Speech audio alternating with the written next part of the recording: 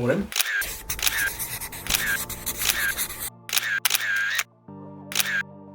So this week there is no Peter McKinnon photo assignment again, but I didn't want to stop the trend of photo vlogs I've been doing every week. I wanted to keep myself creative. That's the whole point of me doing these challenges, is to keep creative. So I had an idea. This is my idea, and we're going to go and talk about it now.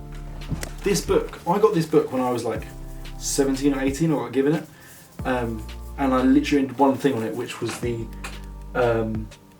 glass ball one. I've got one of them glass balls. That's the only thing I've ever actually done out of this book, and I found it when I was clearing my room and had an idea. So I thought it'd be quite fun to go through these. So I've gone through already. I've picked out 6 that I'd like to try at some point, and we're going to roll a dice, and whichever one of those 6 correlates to, trying to use big words, messing up, is what we're going to do today. So I haven't actually got a dice. That's the problem. So we're going to get an app. What was it? You know those days where you're just extra blind? Today's one of them days. Dice app. Free. Easy as that. 1, 2, and 3. Macro photography. So that's what we're going to do today, basically.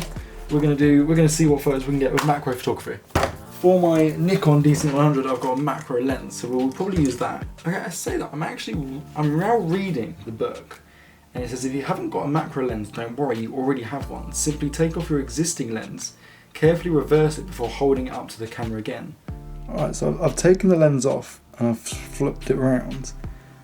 And if I get really, ooh. Cool, that was some ASMR there, wasn't it? Look at that, that's actually sick. Damn.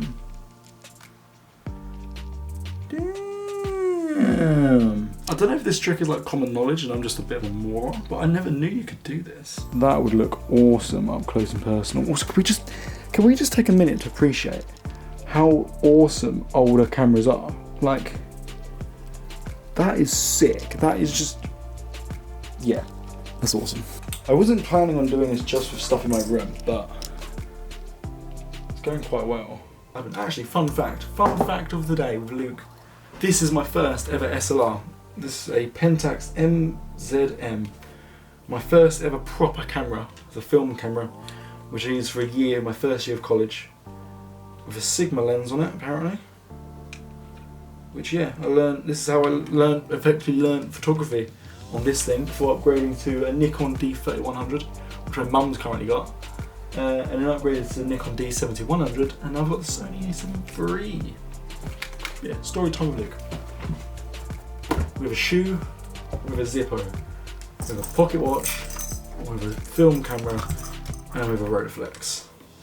We probably also don't need to be outside to do this. I've just decided to come outside because there's loads of light and it's a really nice day.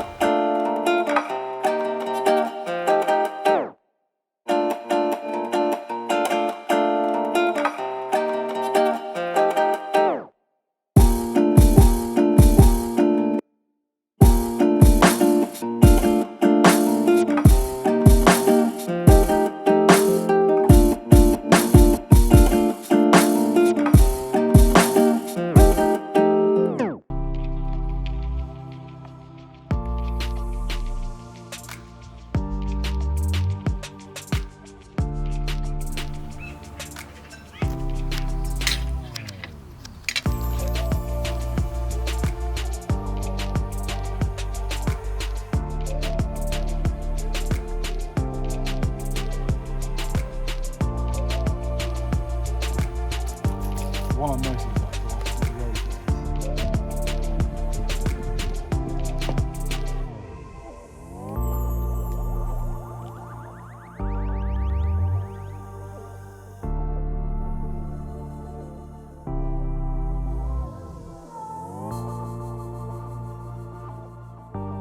Okay, I have photo dumped all the photos onto my laptop, so let's have a look at how these came out.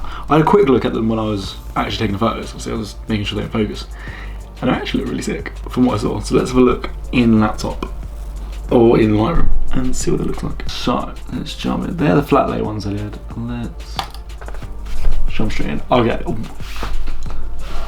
that's actually sick. That's mad how like how crisp that is, and how in focus that actually is. That is actually insane how crispy that is still. The effect, because there's obviously like a lot of chromatic aberration, is that what it's called, around the edges, but it makes such a cool effect. That's sick. The detail is insane.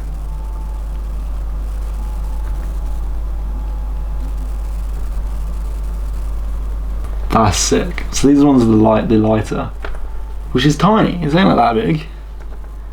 Yeah, I found out that was a very good one. But if you tilt the lens, you let some light leaks in. This is the Rolleiflex. I just think that's wicked. That's really cool. The fact that this is a thing you can actually do. I might be well behind the times with this, but I think that's so cool.